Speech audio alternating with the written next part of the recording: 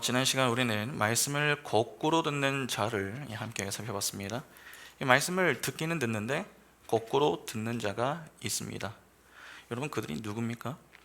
바로 마귀의 아들입니다. 믿음은 들음에서 난다고 했습니다. 그러니까 말씀을 들으면 믿음이 생기는 것입니다. 분명 성경은 들으면 믿음이 생긴다고 했습니다.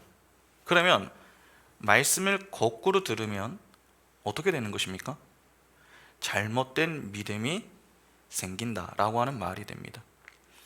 기본적으로 믿음 자체는 우리 눈에 보이지 않습니다. 그래서 우리는 다른 이들과 이 대화를 할 때에 내가 믿음을 가지고 있습니다, 그렇게 주장은 할 수 있어도 그것을 증명해 보이기란 쉽지가 않습니다. 그러나 믿음은 반드시 삶의 열매를 맺게 됩니다. 그러니까 믿음의 소유 여부는 그 삶에서 맺는 열매를 통해서 이 어느 정도 확인이 가능한 것이죠. 바른 믿음과 잘못된 믿음은 모두 어떤 열매를 냅니다. 그러나 맺는 열매는 서로 다릅니다. 그러면 말씀을 거꾸로 들어 잘못된 믿음을 갖게 되면은 어떤 열매를 맺게 됩니까? 율법주의와 형식주의라고 하는 열매를 맺습니다. 말씀을 거꾸로 듣는 자들은 하나님의 말씀을 여러분 표피적으로 이해를 합니다. 주신 말씀에 담긴 이 의미에 집중하는 것이 아닙니다. 그래서 그런 자들은 율법의 선악구조 속에서 진리를 보면서 율법 준수에 열심을 냅니다. 율법을 지키기 시작하면은 율법을 지키는 자와 지키지 않는 자로 구분이 됩니다. 그 구분 속에서 지키는 자는 지키지 않는 자보다 이 상대적 우위에 서서 자신의 행위에 가치를 부여하게 됩니다. 그리고 그 행위를 하는 자신을 중요하게 여기게 되겠죠. 그러면 그런 자는 반드시 어디로 향하겠습니까? 율법을 지키지 않는 자, 또는 자신보다 율법을 잘 지키지 못하는 그러한 자들보다 자신이 더 낫다고 여기며 자기를 자랑하고 과시하는 교만의 자리에서 상대를 평가하고 정죄하는 그러한 자리에 서게 됩니다. 쉽게 말해서 교만한 자가 된다는 것이죠. 그들은 이야기합니다. 모든 것이 하나님의 영광을 위해서입니다 라고 말입니다.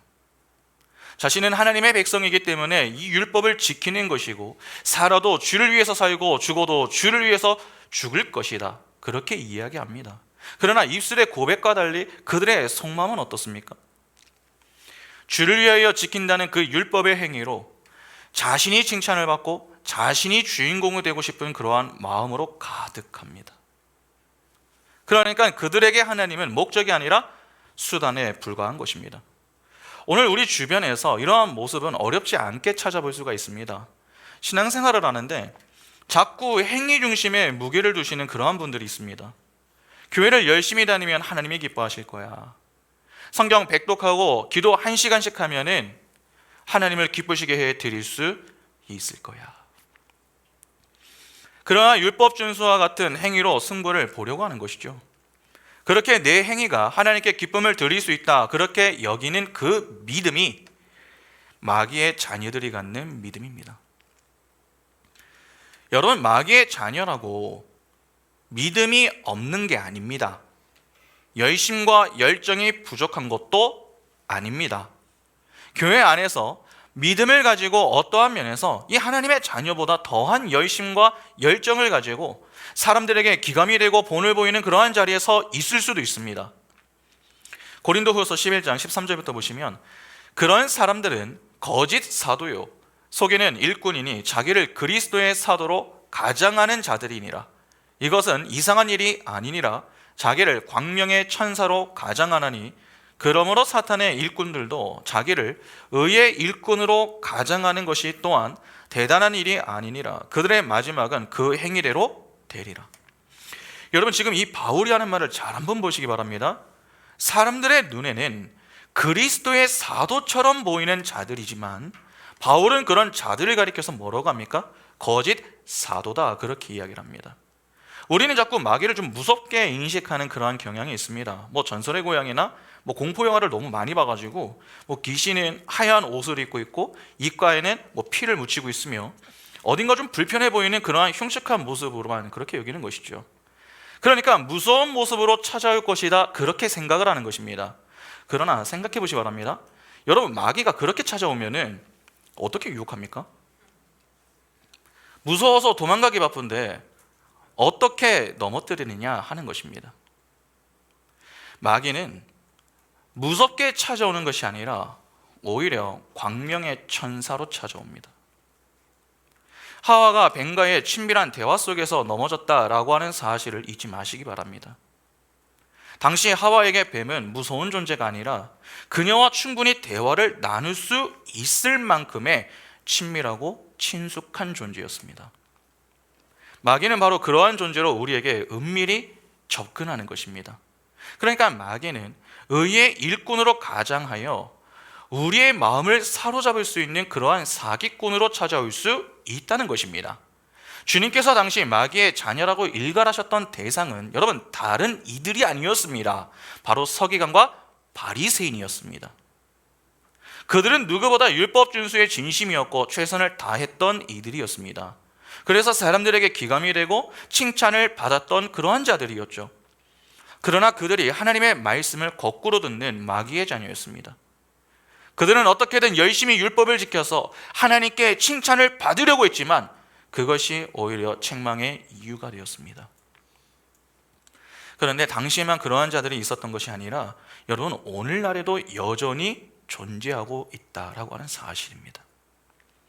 왜 우리가 영적으로 잠들면 안 되는 줄 아십니까? 왜 하나님이 자꾸 우리를 말씀의 자리에 세우는 줄 아십니까? 영적으로 깨어있지 않으면은 그러한 광명의 천사로 찾아오는 사탄의 일꾼들에 의해서 우리 역시 얼마든지 넘어질 수 있기 때문에 그렇습니다. 교회에 목사들이 있다고 해서 다 같은 목사가 아닙니다. 하나님의 바른 진리를 선포하지 않고 하나님의 은혜의 행위를 넣어서 자꾸 성도들로 하여금 무엇을 하라 그렇게 요구한다면은 그는 복음을 전하는 것이 아니라 다른 복음을 전하는 것입니다. 갈라디아서에서 바울이 지적하는 거짓 교사들이 바로 그러한 자들 아닙니까? 자꾸 사람들은 말을 잘하는 목사를 선호하고 좋아합니다. 청산유수처럼 말하면서 좀 듣기 편하고 말을 잘하는 그러한 목사를 선호하죠. 그러나 기억하시기 바랍니다. 말을 잘한다고 좋은 목사가 아니라 진리를 정확하게 전하는 목사가 좋은 목사입니다. 아무리 말을 잘해도 진리를 모르고 정확하게 전하지 못한다면, 그래서 자꾸 다른 복음을 전한다면 그 목사는 사기꾼이요 하나님의 진노를 받을 마귀의 자녀인 것입니다. 그러니까 목사의 말에 집중하기 이전에 그 목사가 전하는 말의 내용이 무엇인가부터 정확히 보셔야 됩니다. 자꾸 목사가 성도들에게 성경을 많이 읽고 기도를 많이 해서 하나님을 기쁘시게 해드려라, 헌금 많이 해서 하늘의 상급을 받아라, 그렇게 행위를 강조한다면 경계하셔야 됩니다. 하나님은 절대로 우리의 어떤 행위로 기뻐하시거나 실망하시는 그러한 분이 아닙니다. 그러니까 자꾸 우리의 행위에 어떤 가치를 부여해서 하나님의 마음을 사려고 하거나 그렇지 못한 일로 실망하고 슬퍼하지 마시기 바랍니다. 오히려 그럴 때마다 하나님의 은혜가 없는 나는 불가능한 존재임을 자각하고 겸손히 하나님 앞에 엎드려서 주님, 저는 주님의 은혜가 꼭 필요합니다. 그렇게 하나님의 은혜를 간구하는 것이 하나님을 제대로 이해하는 자의 모습인 것입니다. 여러분, 하나님은 이스라엘에게 율법을 주셨습니다. 왜 하나님은 이스라엘에게만 율법을 주셨습니까? 이스라엘이 하나님의 택한 백성이기 때문입니다. 이스라엘은 12지파죠. 숫자 12는 아들의 숫자입니다. 그리고 율법은 하나님의 비밀을 담고 있습니다. 하나님이 어떤 분이시고 자기 자녀를 향해서 어떤 사랑을 베풀어 주셨는가, 그것을 기록하고 있습니다. 그러면 이를 정리하면 어떻게 되겠습니까? 하나님이 자기 아들과 더 깊이 교제하기 위하여서 주신 것이 율법인 것입니다. 하나님은 자기의 자녀의 존재를 보고 기뻐하시는 것이지 그 자녀가 무언가 하는 어떤 행위로 기뻐하시는 분이 아닙니다. 내 자녀이기 때문에 사랑하는 것이지 내 자녀가 무언가를 했다고 해서 그 행위에 대한 대가로 사랑하는 부모는 없습니다. 마찬가지로 하나님은 그분의 자녀를 사랑해서 그 자녀와 더 깊은 관계를 유지하고 발전시키기 위하여 율법을 주신 것입니다. 그런데 하나님은 거룩한 분이십니다. 죄가 없는 깨끗한 분이시죠. 그러면 하나님과 함께하는 자녀도 어떤 상태여야 합니까? 죄에서 깨끗한 거룩한 상태여야 합니다. 그래서 하나님은 율법으로 죄를 드러내 우리의 불가능함을 먼저 폭로하시고 우리가 하나님의 은혜를 구하는 자리에 서게 만드시는 것입니다. 그렇게 무기력한 존재로 하나님 앞에 서서 하나님, 제가 할 수 있는 것이 좀 있는 줄 알았는데 아무것도 없습니다. 저를 떠나지 마십시오. 하나님의 영을 거두어 주지 마십시오. 거두어 가지 마십시오. 그렇게 자녀가 엄마 아빠 품에 안겨서 절대 떨어지지 않고 안기려고 하는 그 모습을 원하시는 겁니다. 그러니까 하나님은 행위가 아닌 은혜를 사모하는 자를 기뻐하시는 것입니다. 아마 웨스터민스터 소요리문답 제1문을 잘 아실 겁니다. 여러분, 그 내용이 무엇입니까? 사람이 제일 되는 목적이 무엇이냐 하는 것이죠. 그 답이 하나님을 영화롭게 하고 그분으로 즐거워하는 것이다 하는 것입니다. 바로 이것입니다. 쉽게 말하면 하나님께 영광을 돌리는 것 또는 하나님으로 기뻐하는 것이다. 그렇게 바꿀 수 있습니다. 여러분 잘 보시기 바랍니다. 하나님을 기쁘시게 해 드리는 것이 아닙니다. 하나님을 기쁘시게 해 드리는 것과 하나님으로 기뻐하는 것은 완전히 다릅니다. 하나님을 기쁘시게 해 드리는 것이라면은 하나님을 기쁘시게 해 드릴 만한 어떤 행위가 선행되어야 됩니다. 그러면 자연스럽게 행위가 강조가 되겠죠. 율법 준수에 초점을 두게 된다는 것입니다. 그러나 하나님으로 기뻐하는 것은 어떻습니까? 하나님의 존재, 즉 아버지로 기뻐하는 것입니다. 아버지로 만족하는 것이죠. 아버지가 좋은 것입니다. 그런 자들에게 중요한 것은 아버지와 아버지가 베푸시는 은혜인 것이지 그 속에 무언가를 보태려고 하지 않습니다. 하나님의 아들은 아버지이신 하나님으로 기뻐합니다. 그러나 마귀의 아들은 하나님을 기쁘시게 할 방법을 찾고 그것으로 칭찬을 받으려고 합니다. 두 아들의 인생이 여러분 이렇게 다른 것입니다. 그러니까 우리가 같은 예배당에 앉아 있다고 해서 다 같은 자녀일 것이다 라고 하는 그러한 생각은 얼른 내려놓으셔야 됩니다. 매 시간 말씀을 들으면서도 하나님의 은혜를 사모하는 마음이 커지는 게 아니라 행위를 앞세워서 자신의 가치를 증명하고 하나님께 칭찬을 받기 위한 마음이 커지고 있다면 행위 이전에 내가 누구인가? 그것부터 다시 확인을 해야 됩니다. 열심히 신앙생활하고도 지옥에 갈 수 있다라고 하는 사실을 간과하시면 안 됩니다. 그래서 바른 말씀을 배우기를 힘써야 하는 것이죠. 그렇지 않으면 우리는 우리가 가지고 있는 말씀을 가지고 하나님을 바르게 믿는 것이 아니라 엉뚱하게 믿을 수도 있는 것입니다. 기본적으로 마귀는 죄의 자리에 있습니다. 그 자리에서는 선이 나올 수가 없습니다. 죄의 자리에서는 오직 악만 생산해냅니다. 그래서 그 자리에서 율법 준수를 해도 그들이 내놓는 행위는 결국 악이 됩니다. 그래서 서기관과 바리새인들이 그 율법으로 예수를 대적했던 것이고 예수를 십자가에 못 박아 죽였던 것입니다. 그러면 하나님의 자녀는 어떻습니까? 하나님은 절대 선이신 분이십니다. 그러면 하나님과 함께하는 하나님의 자녀는 어디에 서 있겠습니까? 선의 자리에 서 있습니다. 그 자리에서 나오는 것은 선입니다. 선을 행할 수 있는 자가 의인입니다. 성경에서 말하는 의의 개념을 기억하시죠? 하나님과의 바른 관계 속에서 하나님이 요구하시는 것을 성실히 수행하는 그러한 상태입니다. 하나님이 자기 백성에게 요구하시는 것이 무엇입니까? 어떤 일을 많이 하는 것이 아니죠. 하나님의 하나님 되심을 인정하고 하나님의 약속을 겸손히 믿는 것입니다. 하나님은 오직 자기 백성에게만 찾아가시고 약속을 하십니다. 그리고 그 약속을 가지고서 언약을 체결하시죠. 언약은 쌍방의 노력이 필요합니다.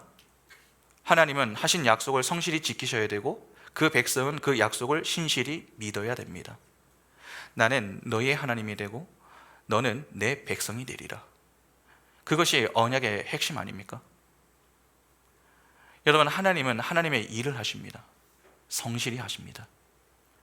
때문에 우리가 할 일은 하나님이 하시는 그 일에 어떤 보탬이 되겠다고 나서는 게 아닙니다.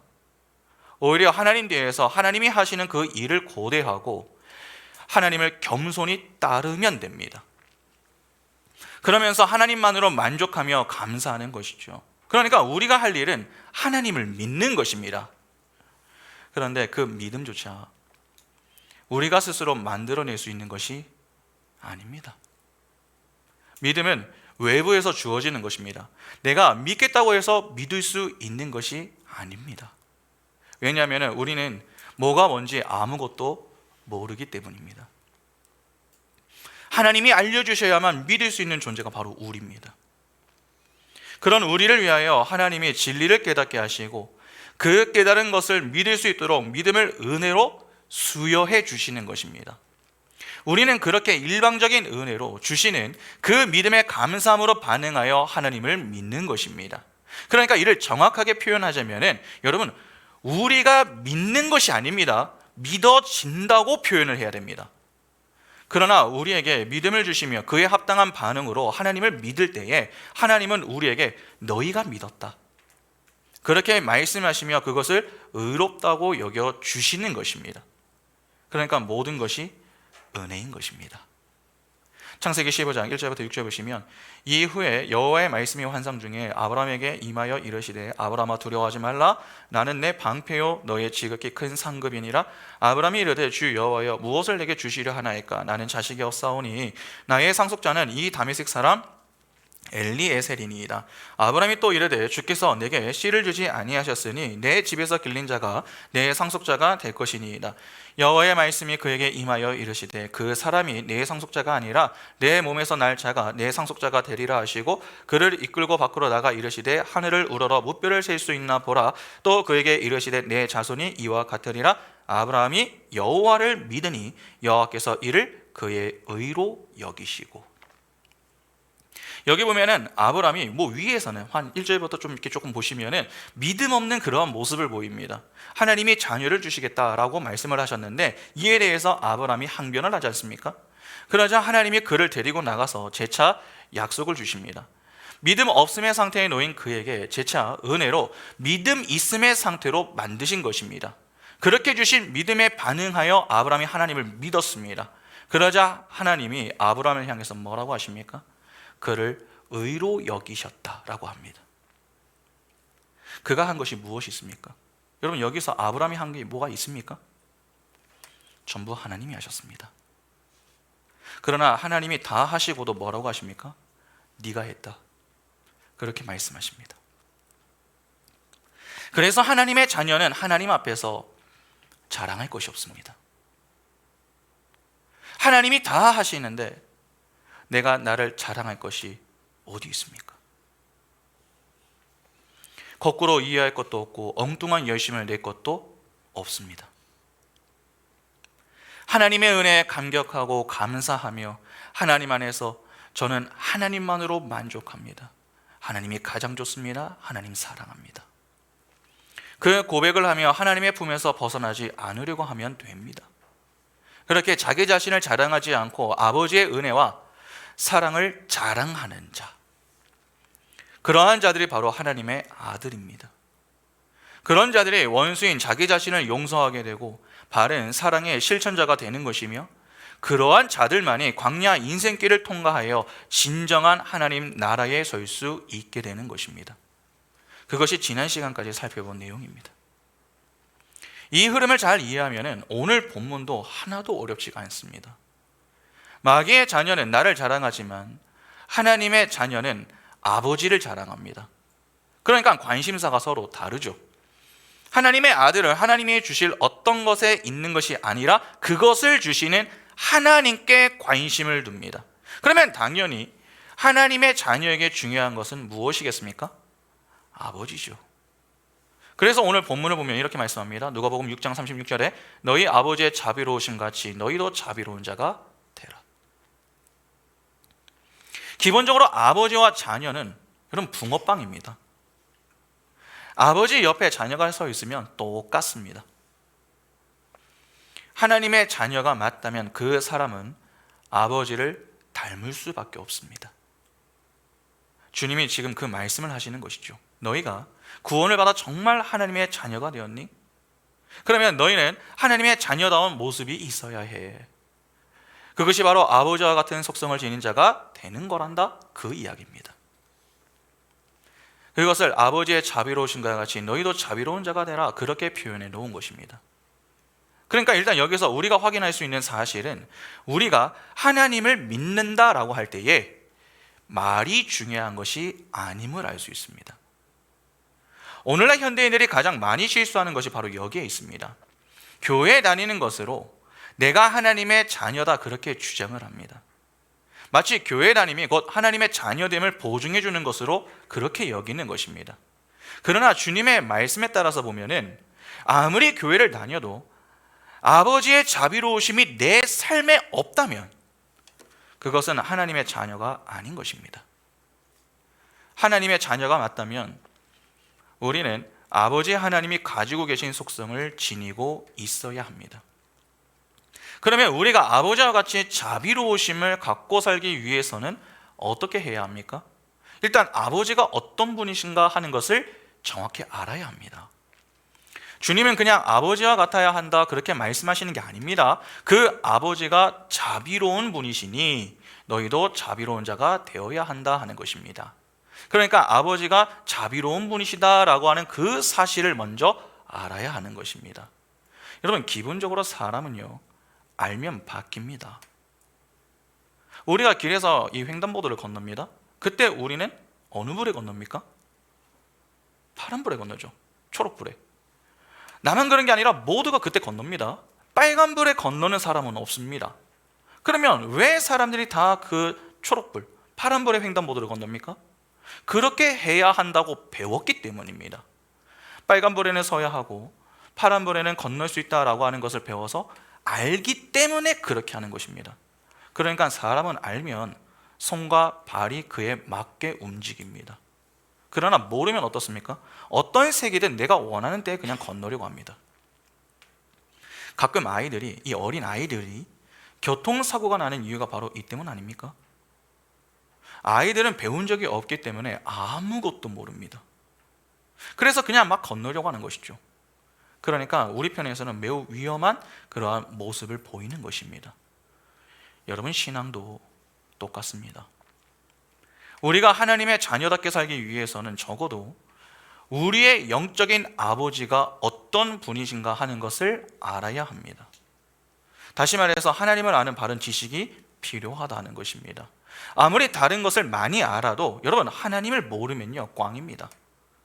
잘 생각해 보시기 바랍니다.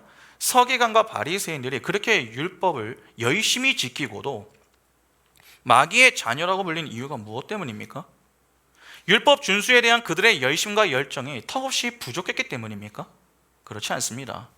율법의 내용은 잘 알고 있습니다. 그러나 그 율법을 주신 하나님을 제대로 알지 못했습니다. 이는 율법을 주신 분이 하나님이라는 사실을 몰랐다는 말이 아닙니다. 그것은 알고 있습니다. 그러나 그들에게 하나님은 그냥 하나님일 뿐이었습니다. 여러분, 하나님은 어떤 분이십니까? 자기 백성을 죄에서 구원하시는 아버지이십니다. 그러니까 하나님은 단지 크고 높은 위대한 존재에서 그치는 것이 아니라 우리를 품에 안으시고 함께 하시는 영적인 부모이기도 한 것입니다. 그러나 서기관과 바리새인들은 어디에서 그친 것입니까? 크고 높은 위대한 분에서 딱 그친 겁니다. 그러니까 그들은 하나님에 대해서는 알아도 하나님을 알지는 못했던 것입니다. 하나님을 알지 못하는 상태에서 하나님에 대해서만 알게 되면은 반드시 서기관과 바리새인들과 같이 하나님을 오해하게 됩니다. 율법을 지키기는 하지만 하나님의 뜻에 맞게 지키는 것이 아니라 내 입맛에 맞게 지킵니다. 그러니까 내 방식대로 하나님을 믿게 되는 것이죠. 그런데 그렇게 믿게 되면은 믿음을 가질수록 즐겁고 자유하게 되는 것이 아니라 두렵게 됩니다. 그리고 힘이 듭니다. 형식주의와 율법주의의 한계가 바로 여기에 있습니다. 분명 열심히 하기는 합니다. 그런데 그 속에 내가 기쁜 게 아니라 막 자꾸 힘이 듭니다. 안 하면 혼날 것 같고 심판을 받을 것 같다라고 하는 그 두려운 마음에 하나님을 믿기 때문이죠. 오늘 우리도 그렇지 않습니까? 왜 많은 이들이 교회를 어떻게든 나오려고 합니까? 안 나가면 찝찝하기 때문이죠. 그러니까 하나님이 좋아서가 아니라 심판을 받지 않고 지옥에 가기 싫어서 나오는 겁니다. 그래서 나오기는 하지만 열심히 하지는 않습니다. 그런 자들은 교회를 다니는 연수에 따라 듣는 것이 쌓이기 때문에 묻는 질문에 대해서는 척척 대답을 잘합니다. 그러나 인격적인 알미 없기 때문에 삶의 변화는 더딥니다. 변화가 있다면 겸손한 자리로 향하는 것이 아니라 교만한 자리로 향합니다. 서기관과 바리새인과 같은 모습인 것입니다. 하나님을 모르면 하나님에 대해 아는 것이 독이 될 수 있습니다. 그래서 호세아가 눈물 섞인 절규로 이렇게 이야기를 했던 것입니다. 호세아 4장 6절에 내 백성이 지식이 없음으로 망하는도다. 내가 지식을 버렸으니 나도 너를 버려 내 제사장이 되지 못하게 할 것이요 내가 내 하나님의 율법을 잊었으니 나도 내 자녀들을 잊어버리리라. 호세아 6장 3절부터 6절에 그러므로 우리가 여호와를 알자. 힘써 여호와를 알자. 그의 나타나심은 새벽빛같이 어김없나니 비와 같이 땅을 적시는 늦은 비와 같이 우리에게 임하시니라 하니라. 에브라임아 내가 내게 어떻게 하랴. 유다야 내가 내게 어떻게 하랴. 너희의 인애가 아침 구름이나 쉬 없어지는 이슬 같도다. 그러므로 내가 선지자들로 그들을 치고 내 입의 말로 그들을 죽였노니 내 심판은 빛처럼 나오느니라. 나는 인애를 원하고 제사를 원하지 아니하며 번제보다 하나님을 아는 것을 원하노라. 지금 이 이야기를 하는 대상이 여러분 이스라엘이라는 점을 좀 주목해서 보셔야 됩니다. 이스라엘은 하나님을 믿는 민족입니다. 그런 그들을 향해 지금 하는 말입니다. 상당히 충격적인 말 아닙니까? 왜 호세아가 이렇게 이야기를 합니까?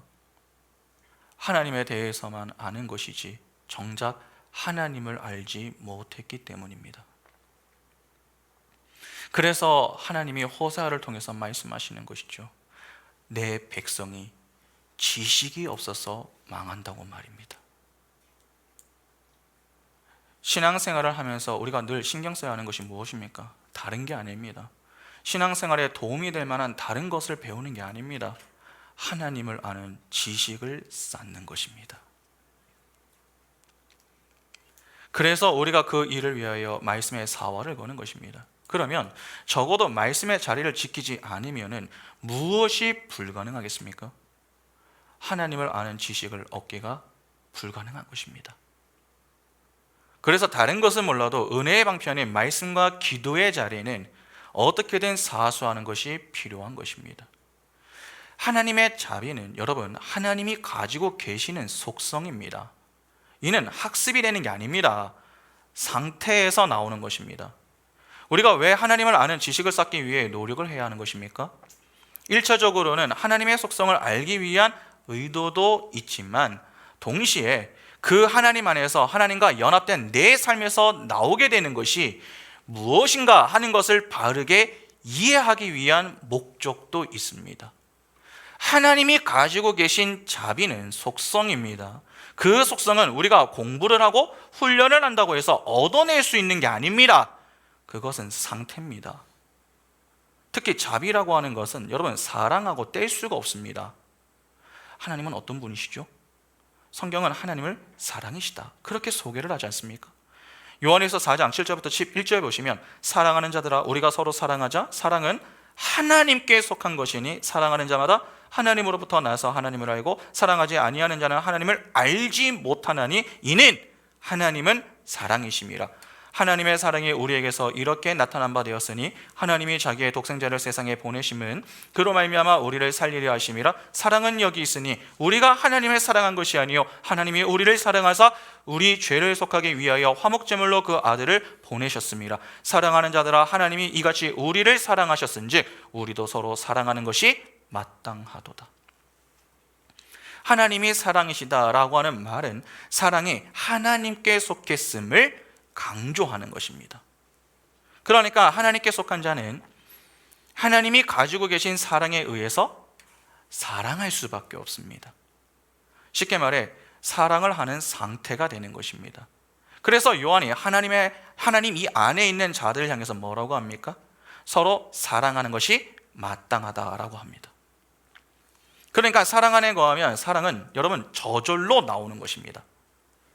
그러면 사랑이 하나님께 속한 것이라면 그것은 인간이 흉내를 내거나 만들 수 없는 것이죠. 그래서 그 사랑이 성령의 열매에 들어가 있는 것입니다. 갈라디아서 5장 22절과 23절에 오직 성령의 열매는 사랑과 희락과 화평과 오래 참음과 자비와 양선과 충성과 온유와 절제니 이 같은 것을 금지할 법이 없느니라. 그런데 여기 보면은 여러분 사랑과 함께 성령의 열매에 등장하는 게 하나 있죠. 무엇입니까? 자비입니다. 자비가 사랑과 함께 성령의 열매에 들어가 있습니다. 조금 전에 자비는 사랑과 뗄 수 없는 관계다 그렇게 말씀을 드렸습니다. 왜 그렇습니까? 사랑 없이 자비는 존재할 수 없기 때문에 그렇습니다. 사랑이 있어야만 나올 수 있는 것이 자비입니다. 그러면 하나님을 모르면 무엇을 할 수 없습니까? 자비로운 자가 될 수 없는 것입니다. 사랑을 모르는 자가 자비를 베풀 수는 없는 것입니다. 그래서 하나님을 아는 지식이 필요한 것입니다. 그런데 자비라는 속성은 학습되는 것이 아닙니다. 하나님이 가지고 계신 속성입니다. 그러면 이 자비가 내 삶에서 나오기 위해서는 어떻게 해야 됩니까? 사랑이신 하나님 안에서 하나님과 연합된 상태로 있으면 됩니다. 우리가 굳이 이 자비를 배우겠다고 하지 않아도 됩니다. 하나님 안에서 하나님과 함께 하면은 자비는 저절로 나옵니다.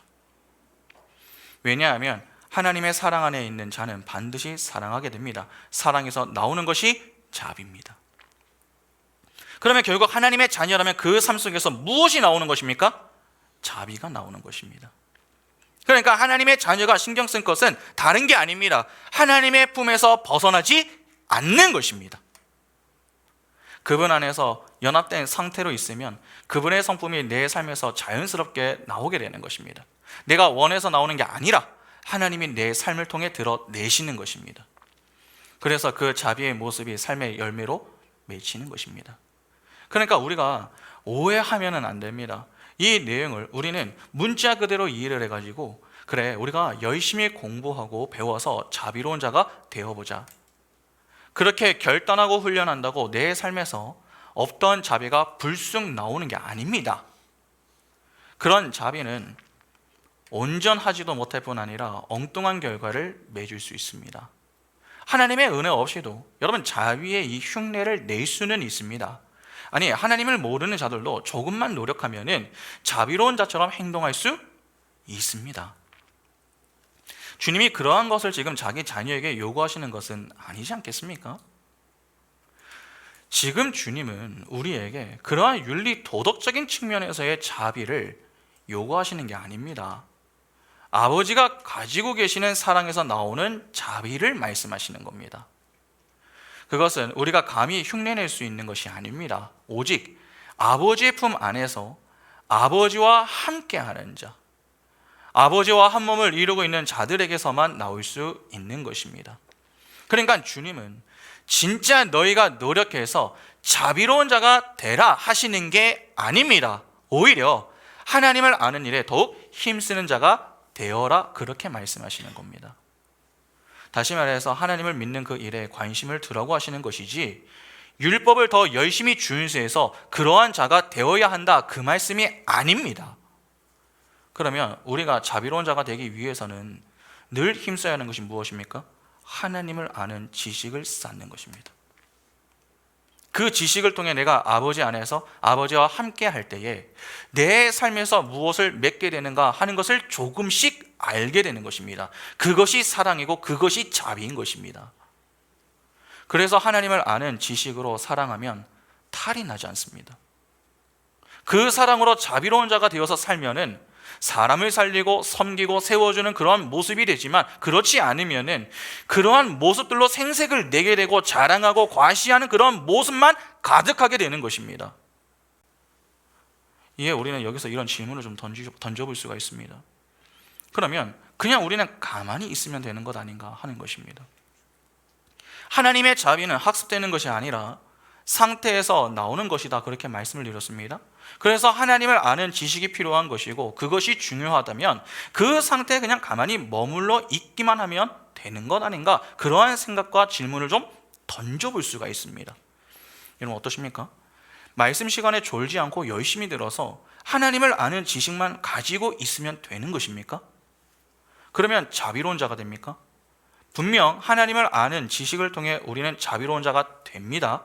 그러나 주께서 하시는 말씀을 조금 유의해서 보시기 바랍니다. 36절을 잘 보시면 주님이 뭐라고 하십니까? 너희 아버지의 자비로우신과 같이 자비로운 자가 되라, 그렇게 말씀을 하십니다. 여기서 중요한 표현이 있습니다. 같이라고 하는 표현입니다. 같이. 주님은 그냥 너희는 아버지와 같이 자비로운 자가 되라 하신 게 아닙니다. 아버지의 자비로우심 같이 자비로운 자가 되라, 그렇게 말씀하셨습니다. 자비로운 자가 되라 하는 것과 아버지의 자비로우심 같이 자비로운 자가 되라 하는 것은 다릅니다. 자비로운 자가 되라 하는 것은 그 상태가 되는 것에 목적을 두지만, 아버지의 자비로우심 같이 자비로운 자가 되라 하는 것은 자비로운 자가 되어 아버지의 자비로우심의 그 상태까지 향해야 함을 강조하는 것입니다. 그러니까 단지 내 삶에서 자비가 나오는 것에서 그치는 게 아니라 그 자비의 모습이 아버지의 자비까지 이룰 수 있어야 한다는 것입니다. 그러면 아버지 안에서 아버지와 함께 할 때에 우리 속에서는 사랑과 자비의 열매를 맺게 됩니다. 자비로운 자가 되는 것입니다. 그런데 우리는 아버지의 자비로우심 같이 자비로운 자가 되어야 합니다. 그러면 어떻게 해야 됩니까? 이 말이 무슨 말입니까? 이와 병행 본문인 마태복음은 이를 이렇게 이야기합니다. 마태복음 5장 48절을 보시면 그러므로 하늘에 계신 너희 아버지의 온전하심 같이 너희도 온전하라. 누가는 자비라고 하는 표현을 썼지만 마태는 온전이라는 표현을 써서 아버지의 온전하심과 같이 온전하라, 그렇게 이야기를 합니다. 서로 다른 표현 같지만 의미는 같습니다. 하나님의 자녀는 어떻게 살아야 한다는 말입니까? 성전과 성숙을 이루어야 한다는 말입니다. 마태는 아버지의 온전하심과 같이 온전해야 한다라고 했습니다. 이는 기본적으로 무엇을 전제하는 말입니까? 불완전을 전제하는 말입니다. 뭐든지 하나를 완벽하게 하기 위해서는 수많은 시행착오를 겪어야 됩니다. 실패는 성공의 어머니라는 말이 있습니다. 이 말대로라면 성공까지의 과정은 전부 무엇이 되는 것입니까? 실패가 되는 것입니다. 완성과 성공이라는 목표 지점에 이르기까지 그 모든 과정은 다 실패입니다. 50%에서 90% 또는 99%까지 했다고 기특한 게 아닙니다. 100%가 아니면 전부 실패한 것입니다. 완성이 성공입니다. 그 전까지가 다 실패입니다. 그러면 실패 없이는 무엇이 없습니까? 성공이 없습니다. 실패하는 과정을 거쳐서 성공으로 향하게 되는 것입니다. 그러니까 수많은 실패와 시행착오의 과정을 지나서 성공과 완성이라는 자리로 향하게 되는 것입니다. 여러분 요리사를 한번 생각해 보시기 바랍니다. 요리사. 어떤 요리사가 새로운 요리를 개발하기 위해서 이 레시피를 하나 만들었습니다. 어떻게 해야 최고의 맛을 낼 수 있을까? 그렇게 완벽한 맛을 두고서 고민하면서 재료와 그 재료의 비율을 따져가면서 요리를 연구했습니다. 한 번에 맛있게 만드는 그러한 사람은 없지 않습니까? 수많은 연구 과정 속에서 실패와 그로 인한 절망을 경험하게 됩니다. 그러나 그렇게 실패와 실수에 대한 데이터가 차곡차곡 쌓여서 나중에 완벽한 비율의 레시피를 찾았습니다. 그렇게 완벽한 요리를 완성해낸 것이죠. 그러면 그때부터 그 요리사는 어떻게 요리하겠습니까? 자신이 발견한 그 레시피를 가지고 그때부터 완벽한 맛을 내는 최고의 요리를 만들 수 있는 것입니다. 그가 그동안 100번이고 1000번이고 만들었어도 요리사의 마음에 들지 않으면 다 실패입니다. 완성이라는 지점에서 보면 모두 실패입니다. 맛의 정도는 조금 차이가 날 수 있을지 모르지만 완성된 것이 아닌 것은 다 실패입니다. 그러나 완성된 이후부터는 실패하지 않습니다. 왜 그렇습니까? 이제는 완벽한 레시피를 가지고 요리를 할 수 있기 때문이죠. 그러면 그 요리사가 완성된 요리를 만들기까지 여러분 수없이 반복하여서 실수하고 실패했었던 그 모든 과정은 이 가치가 없는 것입니까? 아닙니다. 그 실패라는 과정이 있었기 때문에 완성의 자리에 서게 된 것입니다. 완성의 자리에 서면은 그때부터는 실패가 없어집니다. 요리사가 완벽한 레시피를 가지고 있는 그 이후부터 요리에 실패를 하지 않게 되는 것과 같이 완성의 자리에 서면은 실패는 자연스럽게 사라지게 되는 것입니다. 오히려 그 삭제되는 실패는 성공의 실패담이 되는 것이죠. 그래서 나중에 사람들하고 모였을 때 막 웃으면서 이야기하는 것 아닙니까? 내가 이 요리 하나를 개발하기 위해서 얼마나 많이 실패를 경험했나 몰라. 정말 힘들었어. 그러나 그렇게 해서 지금의 요리가 생겨난 거야. 그렇게 실패했던 과정의 내용이 이후 자신의 자랑거리가 될 수 있는 것입니다. 그러면 왜 그러한 이야기가 자신의 자랑거리가 될 수 있습니까? 이제는 성공했기 때문이죠. 쉽게 완성하고 성공하는 법은 없습니다. 실패라는 과정을 지나지 않는 이상 제대로 된 성공은 맛볼 수 없습니다. 그러니까 실패하는 과정은 반드시 필요한 것입니다. 왜냐하면 그 실패라는 과정을 통해서 점점 성숙과 성장이 일어나기 때문입니다. 실패의 과정이 쉽다고 생각하시면 안 됩니다. 여러분, 어렵습니다. 고통과 괴로움의 연속입니다. 요리사가 자신이 계획하고 생각한 완벽한 요리를 만들기 위해서 레시피를 하나 찾기까지 수많은 실패를 경험합니다. 이 맛이 아니야, 이 맛이 아니야. 노력을 해도 본인이 생각하는 그런 맛이 나지 않을 때, 그것이 지속되고 반복될 때 그 심정이 어떠하겠습니까? 그만둘까? 그냥 다른 거 만들까? 그런 마음이 들지 않겠습니까? 그때 포기하면 그 요리사는 실패로 끝나는 것입니다. 그러나 그 실패의 과정을 견디고 인내하며 다른 방법들을 고민해보고 노력함으로 계속 시도하여 끝내 본인이 생각하는 맛을 찾아냈을 때 그 순간의 만족과 기쁨은 상상을 초월하는 것입니다. 왜냐하면 그동안에 고생한 보람을 느끼기 때문이죠. 우리의 인생도 그러하다면 신앙은 어떠하겠습니까? 하나도 다르지 않습니다. 하나님은 모든 면에서 완벽한 분이십니다. 그런 하나님과 같이 우리가 산다 하는 것은 불가능에 가깝습니다. 피조물인 우리가 어떻게 창조주와 같을 수 있겠습니까? 말이 되지 않습니다. 하나님은 진짜 자기 백성을 자신과 같이 똑같은 수준으로 끌어올리려고 하시는 게 아닙니다. 영적인 성숙과 성장의 필요성과 중요성을 교훈하기 위해서 그렇게 말씀하시는 것입니다. 태초부터 구원하기로 작정한 자기 백성을 하나님은 그분의 때에 부르십니다. 그분의 부르심으로 인해서 발생하는 것이 구원입니다. 하나님의 목적은 단순히 구원하는 것 자체에 있는 게 아닙니다. 구원을 통해서 하나님과 교제하는 것에 있습니다. 하나님은 거룩한 분이십니다. 그래서 그분이 구원한 자녀에게 요구하시는 것이 거룩이죠. 내가 거룩하니 너희도 거룩하라.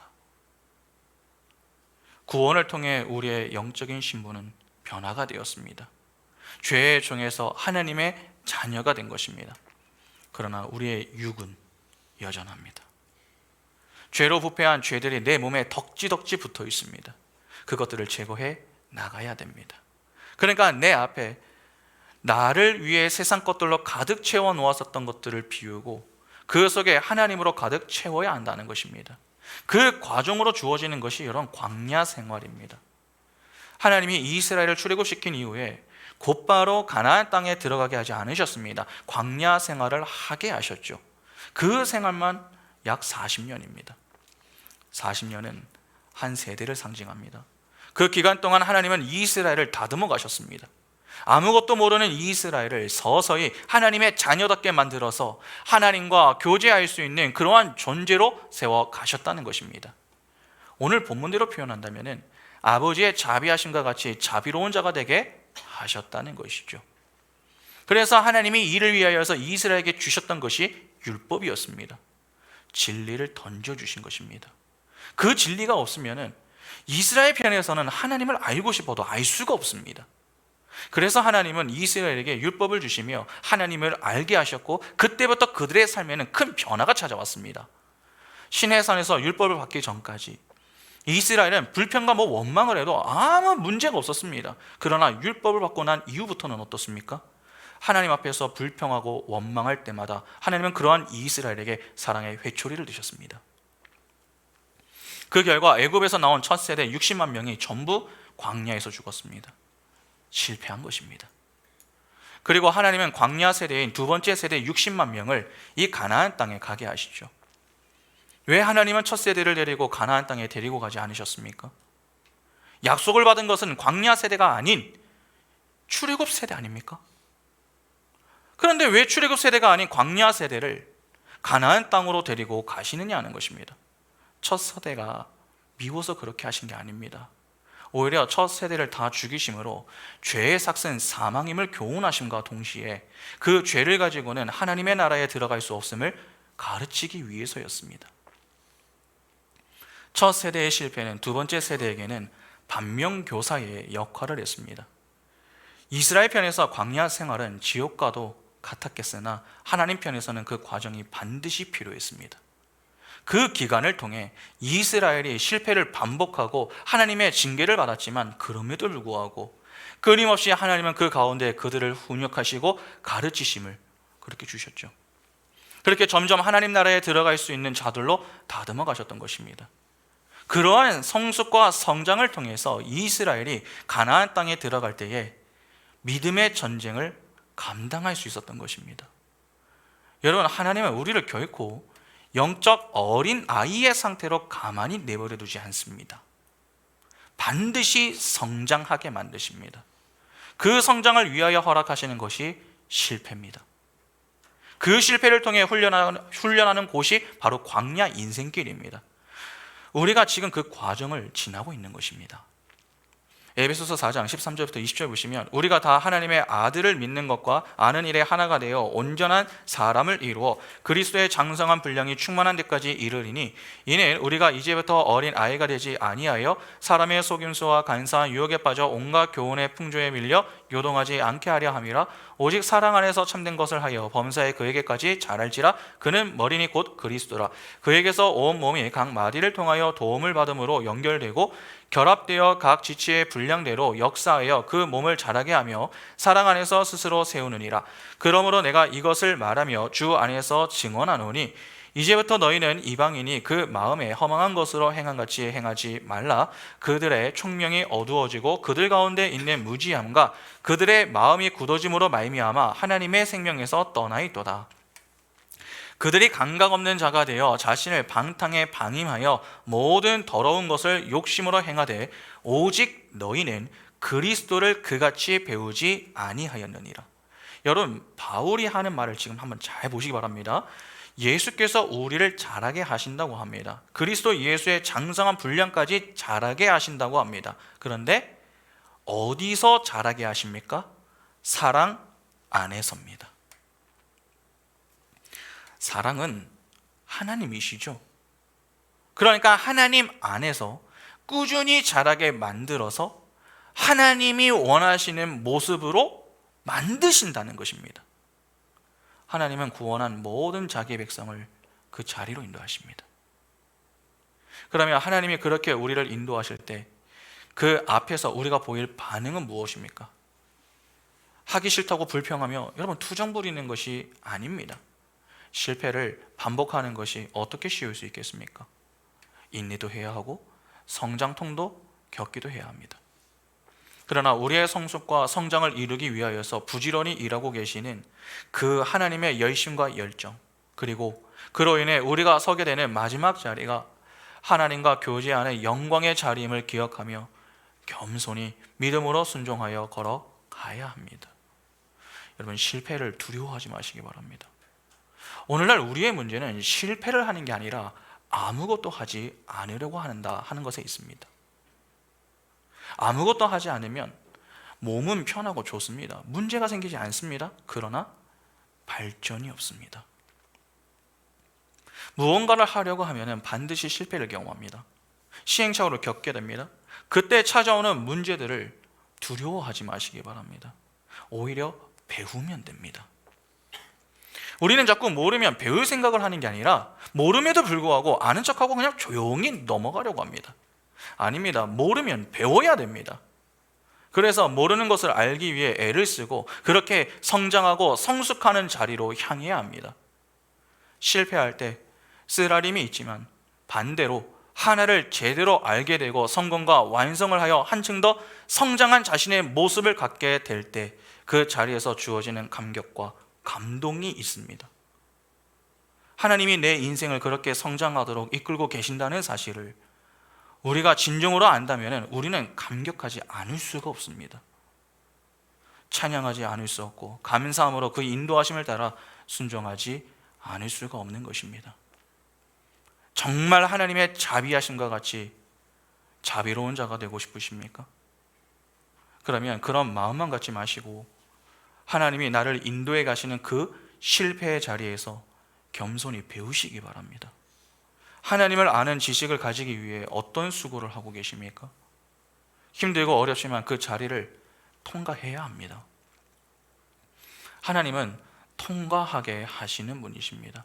작고 쉽고 편한 것을 선택하려고 하지 마시고 그것이 바르고 하나님이 기뻐하시는 선택인가 하는 것을 두고 고민을 하셔야 됩니다. 하나님의 자녀인 교회와 성도는 하나님의 은혜로 시작하여서 은혜로 존재하는 자들입니다. 우리가 하는 것은 아무것도 없습니다. 다 하나님이 하십니다. 하나님의 은혜만 가득할 뿐입니다. 오늘 본문에 너희도 자비로운 자가 되라 하는 이 말을 오해하시면 안 됩니다.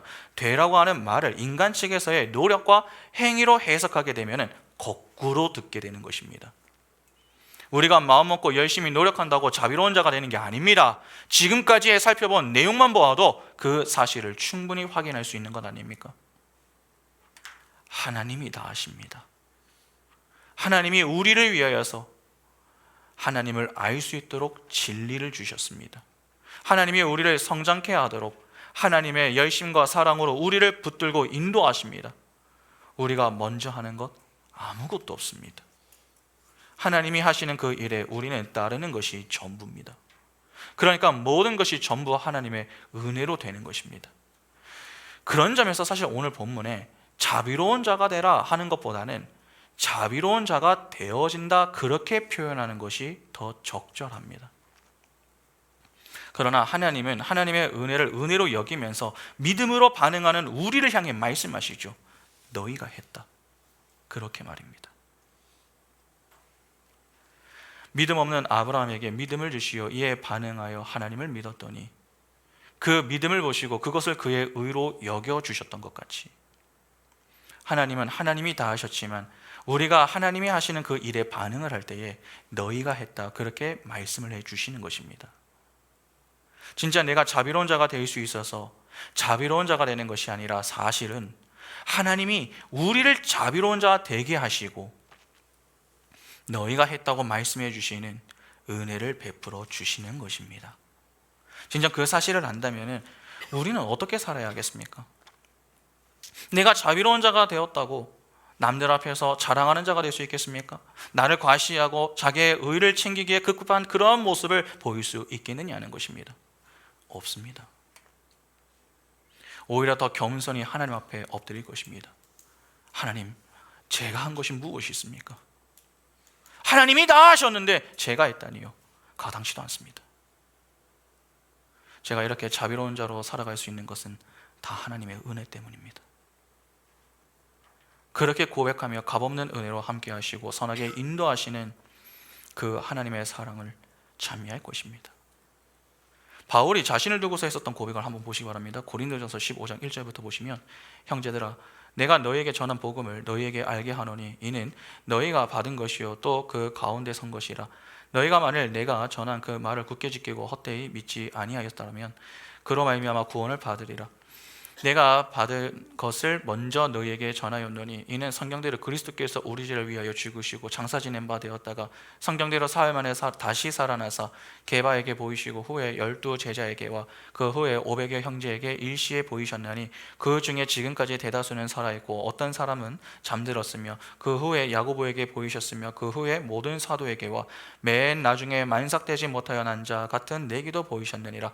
나는 사도 중에 가장 작은 자라. 나는 하나님의 교회를 박해하였으므로 사도라 칭함받기를 감당하지 못할 자니라. 그러나 내가 나된 것은 하나님의 은혜로 된 것이니 내게 주신 그의 은혜가 헛되지 아니하여 내가 모든 사도보다 더 많이 수고하였으나 내가 한 것이 아니요 오직 나와 함께 하신 하나님의 은혜로라. 이 고백이 저절로 나온다는 것입니다. 이 고백을 하는 자는 주님의 말씀에 더 진지하고 사모하는 마음을 가지고 아버지의 품에서 아버지와 연합된 그 상태가 깨지지 않기 위하여 하나님을 알고자 애를 쓸 것입니다. 그래서 그런 자들은 말씀과 기도에 대해 사모하는 마음을 가지고 나옵니다.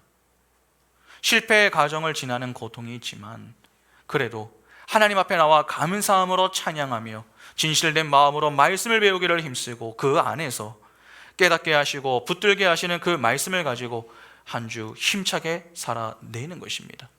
그러나 가운데 조금씩 성장케 하시는 하나님의 은혜에 감사하며 최선을 다해 살아갑니다. 그런 자들이 있는 곳에 여러분 그리스도의 향기가 가득한 것입니다. 악취가 나는 것이 아니라 점점 그리스도의 아름다운 향기가 나는 것입니다. 그래서 그러한 자들이 내는 그리스도의 향기를 맡으면서 하나님의 사랑과 자비를 경험하게 되는 것이고 우리의 말과 또 착한 행실을 통해 하나님의 영광이 드러나게 되는 것입니다. 그것을 배우며 사는 것이 신앙생활인 것입니다. 우리는 아버지의 자비로우심과 같이 자비로운 자가 될 자들입니다. 자비로운 자가 되는 게 아닙니다. 이미 구원받아 아버지와 함께하는 우리는 그 아버지의 자비로운 성품을 소유하게 된 자들입니다. 그 사랑과 자비의 열매를 더 풍성히 맺게 하시기 위하여 하나님이 우리를 말씀의 자리로 인도하실 때에 감사함으로 그 자리에 서서 겸손히 배우시기 바랍니다. 그리고 감사함으로 하나님과 동행하기를 힘쓰시기 바랍니다. 그것이 우리가 아버지와 같이 자비로운 자가 되는 방법입니다.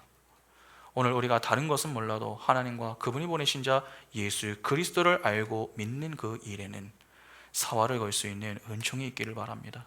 그리하여 아버지의 자비로우심과 같이 자비로운 자가 되어 하나님과 이웃을 사랑하는 사랑의 실천자로 하나님께 영광 돌리는 복된 인생이 바로 우리 모두의 인생이 다 될 수 있기를 간절히 소망합니다. 함께 찬양하겠습니다.